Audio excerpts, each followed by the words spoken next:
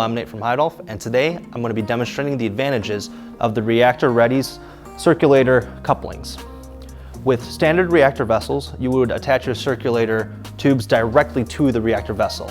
This can put on a lot of weight and strain on the glass that can lead to damage along the way. With the Reactor Ready, you would attach your circulator directly to the frame. So the frame of your reactor will be holding all of that weight and strain. From there are these two tubes that will go from those manifolds to your reactor vessel, reducing the amount of weight on there. Along with that, the couplings that attach to the reactor vessel are made out of PEEK as opposed to metal. PEEK has a similar thermal expansion to glass, so as that glass expands and contracts, your PEEK material will be doing the same, so you won't be getting any leakage from that.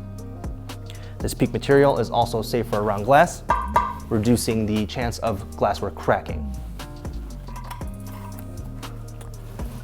Thank you for watching this short video on the Reactor Ready's circulator coupling system.